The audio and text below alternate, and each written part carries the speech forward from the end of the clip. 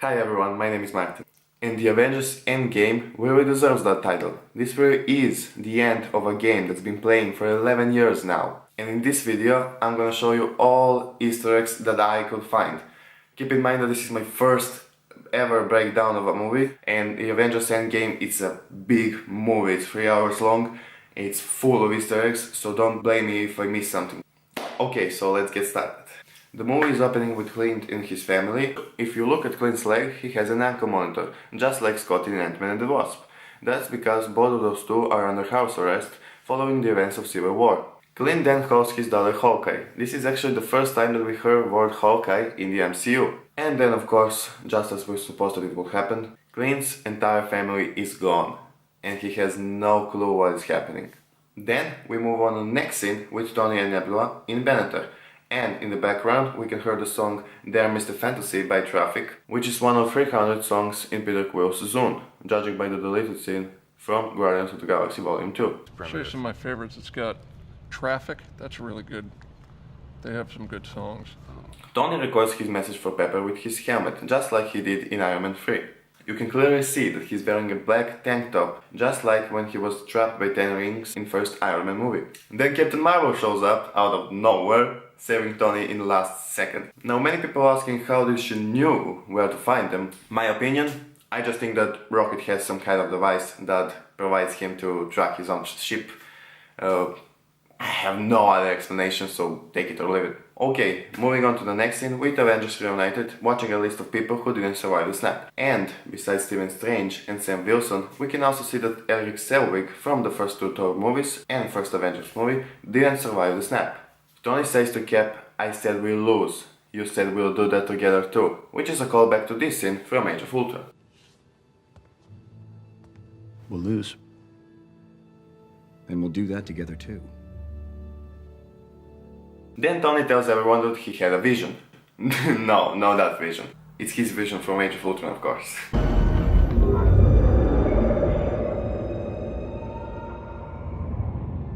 When the Avengers go to space, that portal thing that appears is just like in Guardians of the Galaxy Volume 2, from one of my most funniest and most confusing scenes in that movie. In that mission, Cap is wearing his suit from the Winter Soldier, which is one of my favorite Cap suits by far. Okay, moving on. In Thanos' garden, we can see the Scarecrow, which is just like in Infinity Gauntlet comic. And this scene is just like that Gladiator scene. And then the Avengers attack Thanos, and this time Thor goes for the head. But it was too late. Thanos has already destroyed the stones with the stones. After that 5 years later sign, co-director of the movie Joe Russo made a cameo in this scene. This is not his first cameo in MCU, he also has one in Winter Soldier as Nick Fury's doctor, and he also has one in Civil War and Infinity War, but those scenes have never been used in those two movies. Then we move on to next scene with Scott Lang returns from Quantum Realm, and the security guard is played by Ken Jeong, who is one of my favorite comedians of all time. Next scene is with Natasha communicating with Rocket, Okoye, Rhodey and Captain Marvel with the same technology that we saw in Winter Soldier. Captain Marvel has a new haircut, just like in the comics. And then, right after that, Scott Lang appeared on the front door with his van. And this is not some old footage in archive, he just shows up.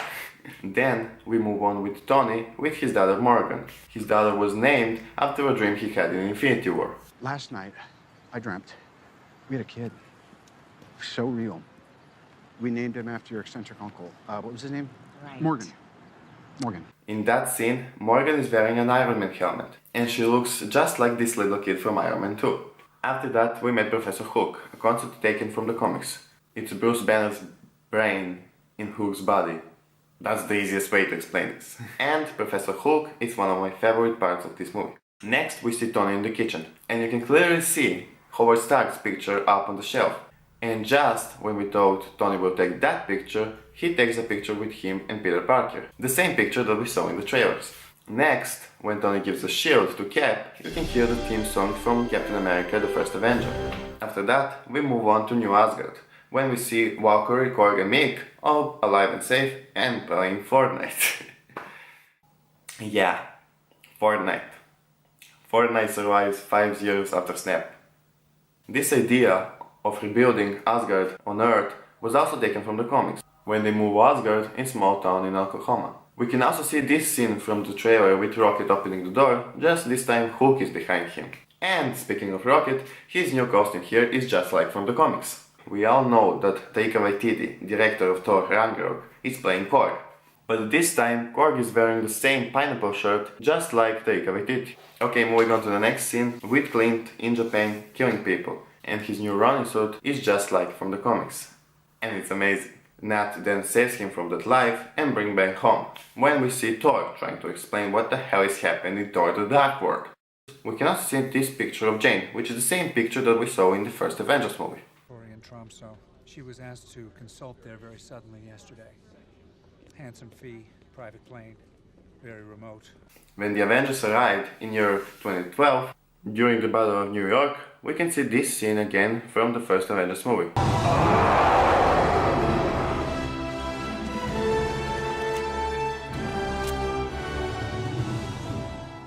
Which is one of most iconic scenes in all MCU. We can also see the Ancient One fighting off aliens, which gives us the answers to all of our questions about why the Wizards didn't help during the Battle of New York.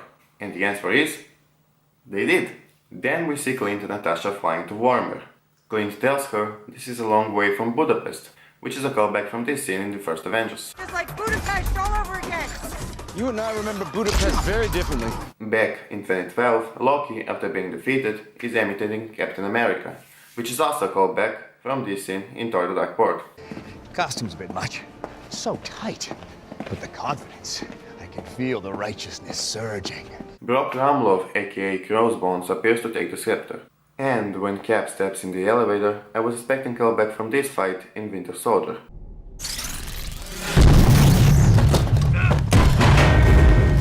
But instead of that fight, he just told them.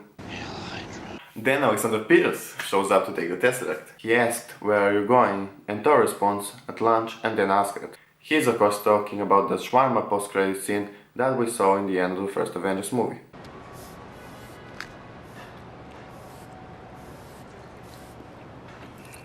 When Cap fights himself, he says, "I can do this all day," which we all can say is the closest thing he has to a catchphrase. I can do this all day. I can do this all day. I can do this all day. This scene of Cap fighting himself also reminds me of that episode Double Identity in 1967 Spider-Man, the animated series. You all know that meme. Then we see the Ancient One knocks Banner out of his body, just like she did to Stephen Strange at the beginning of his movie.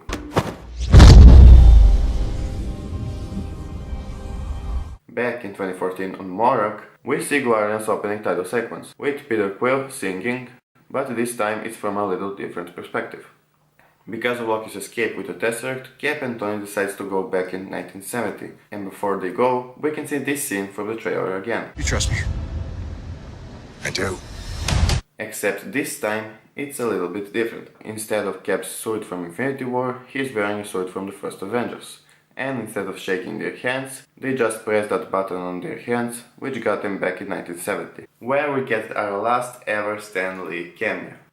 Cap and Tony travels to Camp Lehigh, the same place where Steve was first trained to become a soldier in First Avenger. When Tony runs into his father Howard, he's looking for Dr. Armin Zola. Zola was Red Skull's scientist and he was last seen in the Winter Soldier. When Howard leaves the base, we can see Jarvis from the Agent Carter TV series. And then we see young Hank Pym doing whatever he's doing.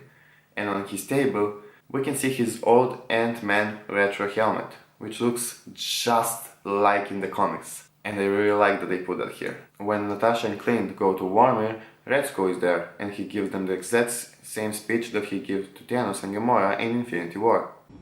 Son of Eros, Gamora, daughter of Thanos. Before Natasha died, she tells Clint it's okay, just like Vision to Wanda before he died. It's all right. You could never hurt me. When she sacrificed herself, we can hear the same theme song from Infinity War when Gamora died.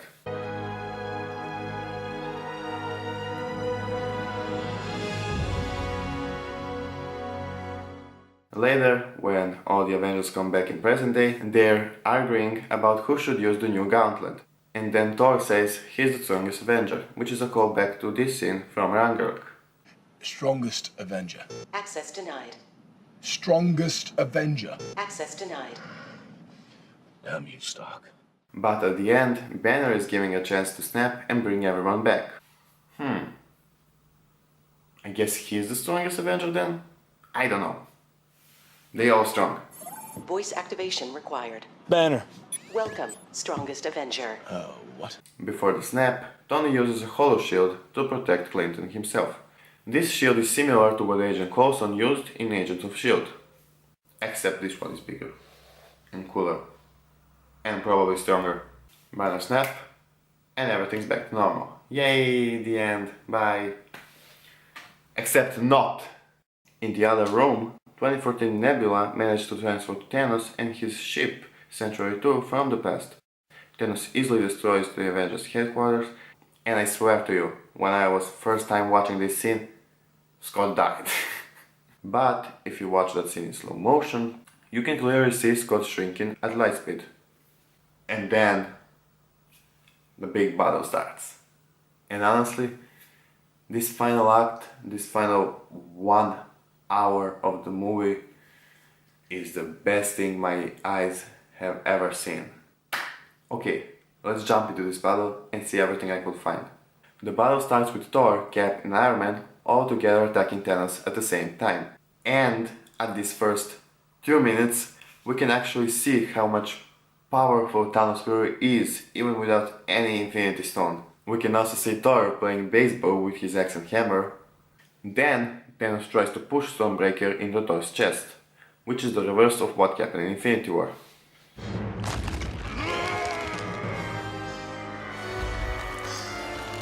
But he was stopped by one and only Captain America, holding Thor's hammer Mjolnir. This moment of Cap being worthy to lift Thor's hammer is taken right from the comic Fear itself. He also says Avengers Assemble later in the battle. Thanos breaking Cap's shield is also taken from Infinity Gauntlet comic.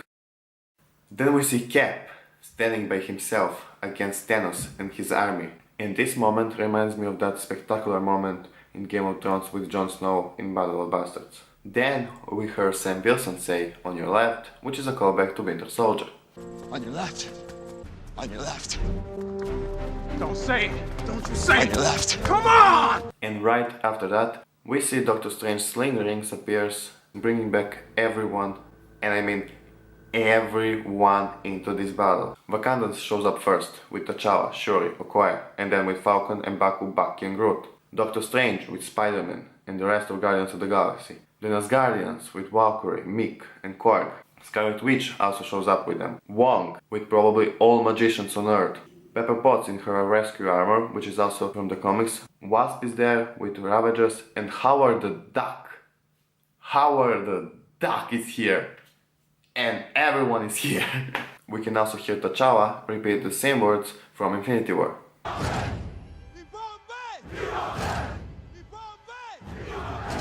Then we got to see Falcon killing one of Thanos' monsters by stabbing him with his wings.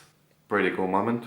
Tony gives Peter a hug, but real hug this time, not like the fake one from Homecoming. That's not a hug, I'm just grabbing the door for you. We're not there yet. After that, Tony asked Doctor Strange, "You said 1 of 14 million we win. Tell me this is it." And Strange responded, "If I tell you what happens, it won't happen." This is really important, because just think about that for a second. If Strange tells Tony that he will die soon, sacrificing himself, Tony might decide not to do that, because he's finally have everything now. He has happy marriage with Pepper, he has kid that loves him 3,000!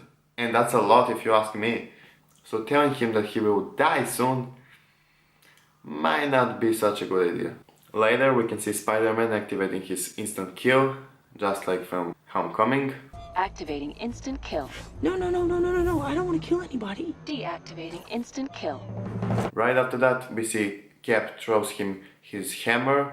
He calls him Queens, which is a callback from this scene in Civil War. Where you from? Queens? Brooklyn. Then Captain Marvel shows up and steals the show. She destroyed Century 2 just like that. When she appears, you can hear the theme song from her movie. Then there's that moment with all the girls together, just like the moment from Infinity War. She's not alone.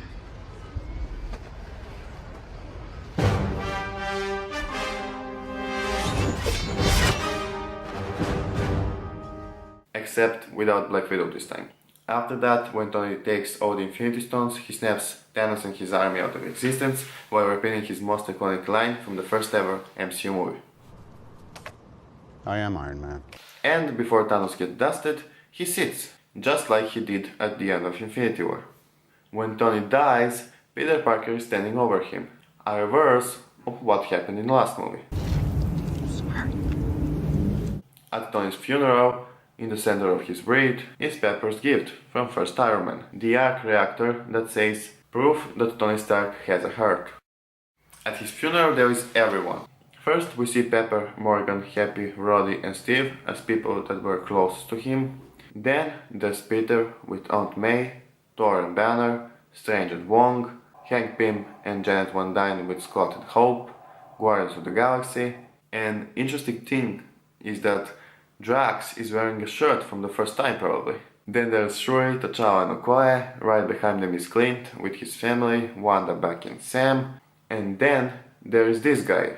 This is a Harry Kinner, a kid from Iron Man 3. Oh my god! Thunderbolt Ross from Incredible Hulk and Civil War is right behind him. Captain Marvel is alone on the stairs. And Nick Fury of course is standing over them as the man who brought all those characters together. Happy Hogan gets a nice moment with Morgan. He tells her that her dad liked cheeseburgers, which is a callback to this scene from Iron Man.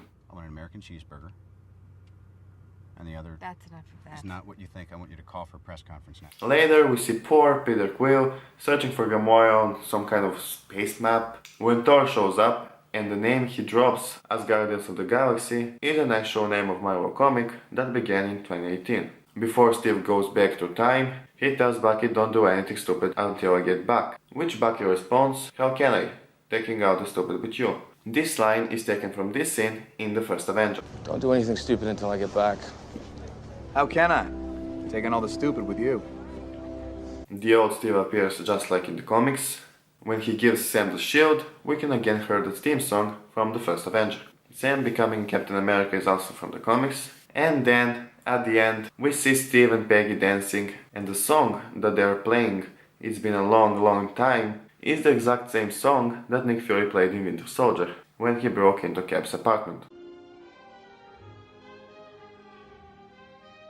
And, at the end, this movie is the first MCU movie that doesn't have any post-credit scene.